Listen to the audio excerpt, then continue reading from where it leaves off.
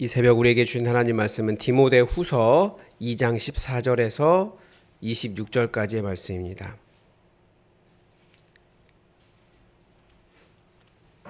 디모데후서 2장 14절에서 26절까지 하나님의 말씀을 다 함께 받들어 읽겠습니다. 너는 그들로 이 일을 기억하게 하여 말다툼을 하지 말라고 하나님 앞에서 엄히 명하라. 이는 유익이 하나도 없고 도리어 듣는 자들을 망하게 함이라. 너는 진리의 말씀을 옳게 분별하며 부끄러울 것이 없는 일꾼으로 인정된 자로 자신을 하나님 앞에 드리기를 힘쓰라. 망령되고 헛된 말을 버리라. 그들은 경건하지 아니함에 점점 나아가나니 그들의 말은 악성 종양이 퍼져건과 같은데 그 중에 후메네오와 빌레도가 있느니라. 진리에 관하여는 그들이 그릇 되었도다. 부활이 이미 지나갔다 하므로 어떤 사람들의 믿음을 무너뜨리느니라. 그러나 하나님의 견고한 터는 섰으니 인침이 있어 일렀으되 주께서 자기 백성을 아신다 하며 또 주의 이름을 부르는 자마다 불의에서 떠날지어다 하였느니라. 큰 집에는 금그릇과 은그릇뿐 아니라 나무 그릇과 질그릇도 있어 귀하게 쓰는 것도 있고 천하게 쓰는 것도 있나니 그러므로 누구든지 이런 것에서 자기를 깨끗하게 하면 귀히 쓰는 그릇이 되어 거룩하고 주인의 쓰심에 합당하며 모든 선한 일에 준비함이 되리라. 또한 너는 청년의 정욕을 피하고 주를 깨끗한 마음으로 부르는 자들과 함께 의와 믿음과 사랑과 화평을 따르라. 어리석고 무식한 변론을 버리라. 이에서 다툼이 나는 줄 알미라. 주의 종은 마땅히 다투지 아니하고 모든 사람에 대하여 온유하며 가르치기를 잘하며 참으며 거역하는 자를 온유함으로 훈계할지니 혹 하나님이 그들에게 회개함을 주사 진리를 알게 하실까 하며 그들로 깨어 마귀의 올무에서 벗어나 하나님께 사로잡힌 바 되어 그 뜻을 따르게 하실까 함이라. 아멘. 교회 안에 있는 사람들이 거의 다 인정하는 것이 있습니다. 교회는 참 말이 많은 곳이다. 그런 거예요.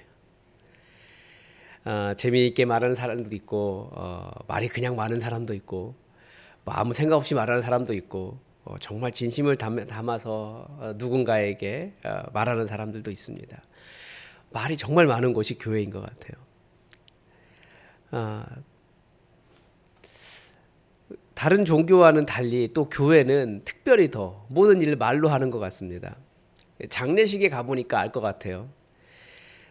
불교는 거의 말이 없습니다. 이렇게 장례식에 가면 상 하나 차려놓고 뭐 보신 분들 계시겠지만 상 하나 차려놓고 뭐 이렇게 올려놓고 계속 혼자서 막 이거 종 하면서 땡땡땡땡땡 하고 막 이거 막 치면서 혼자 뭐 막 뭐라고 1시간에서 2시간씩 막 이렇게 하고 그러면서 이제 돈 많이 받아가죠. 천주교도 예식서가 있어서 거기는 목회자 그러니까 신부님이 없기 때문에 그냥 그분들이 알아서 이렇게 오셔서 예식서 하고 그 자기들끼리 함께 몰려가서 한 분이 이렇게 뭐라고 하면 예식서에 나와 있는 대로 또 이렇게 이야기하고 그러면서 약간 뭐 민요처럼 이렇게 이러고 그렇게 본인들끼리 하고 가십니다. 근데 기독교는 유족들 다 모아놓고 노래하고 계속 말해요. 설교하고. 예전에 우리나라 대통령님 돌아가셨을 때 국가장을 하는데 천주교 불교를 보면서 도대체 기독교 대표는 어떤 식으로 예식을 할까 이렇게 유심히 쳐다봤던 기억이 있습니다. 뭐 똑같습니다. 뭔가 특별한 예전이 이렇게 하는 일이 별로 없어요. 다 말로 해요. 그리고 심지어 성경도 계속해서 우리에게 이야기하는 건 하나님 말씀하시는 분이시다. 사람만 말이 많은 것이 아니라 하나님도 사실은 말씀을 많이 하세요.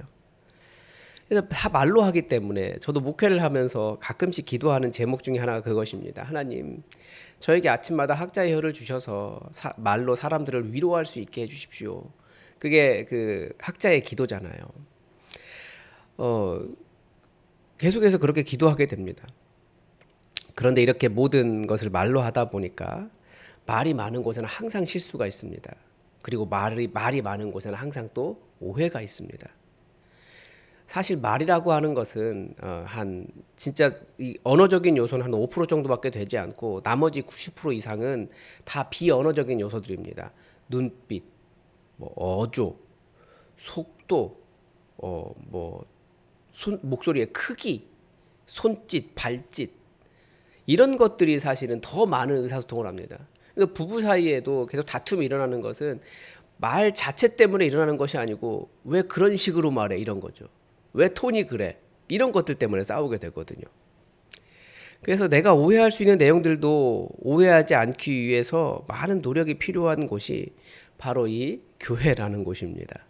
뭐 교회뿐만 아니라 사람들이 모여 있는 곳은 다 그렇죠. 그래서 우리 교회는 어떤 곳이 되어야 하느냐. 그런 다른 곳보다도 훨씬 더 해석하지 않고도 그냥 그대로 들은 그대로 받아들일 수 있는 곳이 교회가 되어야 됩니다. 진실한 공동체라는 곳은 그런 곳입니다. 그래서 저처럼 눈치 없는 사람들은 행간 혹은 말 뒤에 숨은 뜻을 해석해야 되는 일이 굉장히 어렵습니다. 누가 이야기하면 왜 저렇게 말씀하셨지 하고 이렇게 알아봐야 돼요. 굉장히 어렵더라고요. 그래서 말하는 대로 있는 그대로 그냥 이해할 수 있으면 좋겠어요. 근데 그게 쉽지 않더라고요. A가 A라고 말한 게 절대 A가 아닌 경우들을 너무 많이 경험을 합니다. 그건 교회의 진실함이 많이 떨어진다라는 것을 말할 수 있습니다. 또 그렇게 교회 안에는 또 순진하신 분들이 많이 있기 때문에 그런 말들 때문에 상처를 받기도 하고 또 하지 않은 말들, 듣지 않은 말들로 인해서도 괴로워하고 계속 해석해야 되니까 그런 문제가 발생하는 겁니다. 근데 말 때문에 어려움이 많아요. 사도 바울이 디모데에게 권면하면서 오늘 말씀은 다 그 이야기예요. 말. 오늘 14절은 너는 그들로 이 일을 기억하게 하여 말다툼을 하지 말라고 하나님 앞에서 엄히 명하라 라고 시작하고 있습니다. 이 본문은 약간 그냥 이해하기는 좀 쉽지 않습니다. 첫 번째는 이 일을 기억하게 하라 라고 했는데 이 일이 앞부분에 무엇인지 정확하게 앞부분을 통해서 파악하기 어렵습니다. 그래서 여기서 말한 이 일은 사실은 앞으로 말할 이야기들을 이야기하는 것입니다. 이런 것들을 엄히 면하라. 앞부분은 디모데에게 준 교훈이고 뒷부분이 이제 사람들에게 이야기하는 것이거든요. 그리고 여기서 말하는 그들이 누구인지도 사실 명확하지 않습니다. 그래서 그들을 이렇게 쭉 생각해 보니까 아마 서양 언어 쪽에 있는 그런 말 있잖아요. 그 일반적인 사람들을 얘기할 때 3인칭 복수형이나 이런 거 쓰지 않습니까? 그래서 여기서 말하는 그들이 그냥 일반적인 사람들을 이야기하는 것입니다. 제가 그 영어 열심히 배울 때 거의 맨 처음에 배운 말이 그거였어요. 이걸 영어로 뭐라고 해요? 라고 하는 말인데 그때 주어를 모르겠더라고요. 영어 잘하시는 분들 계시니까 다 아실 겁니다. 그때 주어가 they입니다. 그들이에요. 이런 식인 거죠. 그래서 여기에서는 목회 대상이기도 하고 대상이기도 한 그런 사람들이라고도 말할 수 있고 앞에서 이제 앞으로 이야기할 그런 어떤 그 대상들을 이야기하는 것입니다. 근데 무엇을 기억하게 하라라고 말합니까? 말다툼하지 말라는 거예요. 그것을 엄히 명하라고 하나님 앞에서 엄히 명하라고. 참 말다툼 많았나 봐요. 말다툼은 유익도 없고 듣는 자들을 망하게 한다라고 말합니다. 비방하는 말들도 그렇습니다. 누군가를 비방할 때 사실 그 비방의 말을 듣는 사람이 해로워요. 왜냐하면 그 비방당하는 사람의 그 말의 그 감정과 그 나쁜 분노와 사실 그건 다 나에게 말하지만 결국 내가 듣고 있거든요. 내가 해로워요. 듣는 내가 기분 나쁘고 나도 같이 분노하게 되고 아무런 유익이 없고 듣는 자들을 망하게 하죠. 그리고 여기서 말다툼은 약간 변론에 가깝습니다. 내가 옳다라고 말하는 그런 싸움들 있지 않습니까? 교회 안에서. 말다툼이 다 어디서 나옵니까? 디모데 전후서를 묵상하면서 계속 드린 기준이 있습니다. 복음을 아는 것 말고 복음을 살아내는 것을 이야기하는 것입니다. 우리는 복음을 살아내려고 하기보다 복음이 무엇이냐를 더 많이 논쟁해요.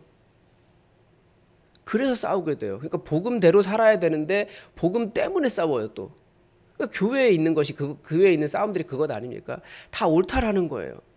근데 무엇이 옳으냐 가지고 내가 옳아 네가 옳아 가지고 싸운다라는 거예요. 이 복음을 모르는 거예요. 복음을 살려고 하는 자세가 아닌 거죠. 복음을 설명하려고 말다툼을 해요. 복음대로 살려고 하는 마음이 없는 거예요. 내 주장이 옳다라고, 내가 옳다라고 말하기 시작하면 변론이 되고 싸움이 됩니다. 근데 복음대로 살면 내가 옳고 틀린 것이 그렇게 중요하지 않을 수도 있습니다. 왜냐하면 우린 다 죄인들이고요. 지금은 맞을 수도 있는데 시간 조금만 지나면 내가 틀릴 수도 있어요. 우리가 받은 명령은 서로 사랑하라이지, 내가 원하는 것 반드시 성취하고 내가 옳은 것 다른 사람에게 반드시 관철시켜야 되는 그런 것이 아니거든요.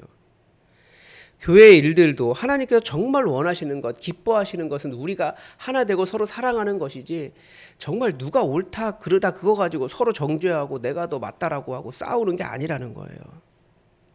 하나님 보시기에는 다들 거기서 거기에요. 다 죄인들이에요. 이건 실제로 하고 있는 분들이 계셔서 좀 죄송하지만 그 주보에 이렇게 가끔 오타가 나오잖아요.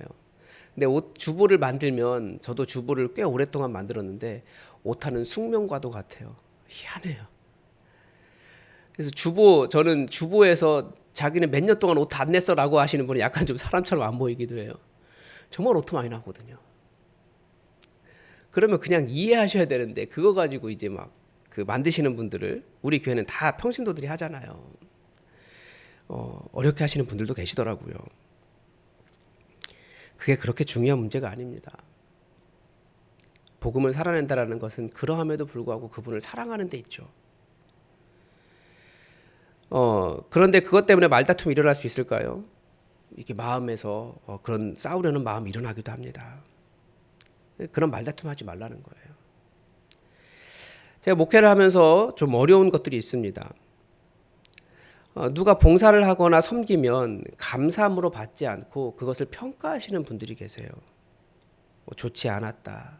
이제 거기 이제 감정이 들어가기도 해요. 그래서 기분이 나쁘다까지 가시는 분들도 계세요. 수준이 낮다. 그런 식의 평가를 하시는 분들이 계십니다. 물론 아주 소수이죠. 그런데 그런 소리 한두 마디가 정말 그 일을 열심히 섬기는 사람들을 주눅들게 하고 그 섬김의 가치를, 그 교회에서 섬기는 것을 상처가 되도록 하는 겁니다. 그래서 그런 한두 마디, 그런 평가와 비하의 말들이 말다툼을 일으킵니다. 다투려는 마음이 일어나죠. 감사함으로 받으면 버릴 것이 없는 것이 꼭 음식만은 아닌 거예요. 다른 사람이 수고하는 모든 헌신 다 감사함으로 받으면 너무나 감사하고 좋은 일입니다. 망령되고 헛된 말들을 버리라라고 하는데, 이 말들도 계속해서 바울이 말하는 복음의 관점에서 바라보면 알 수 있습니다. 망령되고 헛된 말들, 그런 말들이 회자될 수 있는 이유가 무엇이겠습니까? 나름대로 거기에도 무엇인가 있다라고 판단이 되기 때문에 그렇습니다. 근데 무엇을 열심히 합니까? 하나님의 열심은 아니라는 거죠. 그리고 또한 하나님의 말씀에서 나오는 진리가 아니라는 거예요. 그래서 부활이 이미 지나갔다 이렇게 말하는 사람이 있다 그러는데, 이런 거 가지고 변론하지 말라는 거예요. 그거 틀린 말이니까. 그게 정말 망령되고 허탈한 말이죠. 우리 행위를 강조하는 것, 그리고 하나님의 말씀, 진리가 아닌 것을 계속해서 강조하는 것, 이런 것들이 헛되고 망령되고 허탈한 말들인데, 은혜 안에 하나님께 연결되어 강해지는 것이 아니라 자신의 행동 때문에 강해지면 그 사람은 교만해집니다. 그래서 그런 말들이 뭔가 힘이 있기 때문에 악성 종양처럼 퍼져나간다고 가르쳐줍니다. 그래서 교회 안에 암세포는 무엇입니까? 예수 그리스도 안에 있는 은혜를 바라보지 못하게 하는 모든 말들이 암세포인 거예요. 그것은 교회를 죽인다라고 사도 바울이 디모데에게 간곡하게 부탁하고 있습니다. 그래서 하나님 앞에서 엄히 말하라. 절대 그렇게 하지 못하게 하라 라고 말하고 있는 거예요. 우리는 은혜가 아닌 말들을 다 버려야 합니다. 쓸데없는 것 가지고 논쟁하지 마십시오. 예수님은 정말 엄청나게 우리 200 얼마입니까? 2만 달란트 그렇게 용서받은 사람들인데 200데나리온 가지고 용서 못해요. 물론 200데나리온도 작지 않아요. 우리 한 몇 달치 한 7개월치 월급 막 이렇게 생각해 보십시오. 적지 않은 겁니다. 그렇지만 우리가 용서받은 게 훨씬 더 크거든요. 그래서 은혜가 아닌 말들 다 버리고 쓸데없는 것 가지고 논쟁하지 말고 우리는 교회에 오면 서로 사랑하고 서로 웃어주고 정말 서로 안아주고 힘든 거 격려해주고 기도해주고 그런 공동체 다 바라면서 그렇게 말하는 사람이 없다라는 게 안타까운 거잖아요.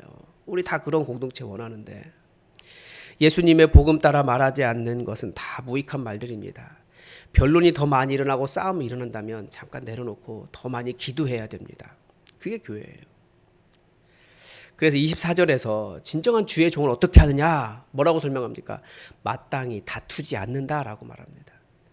모든 사람에 대해서 온유하다, 가르치기를 잘한다.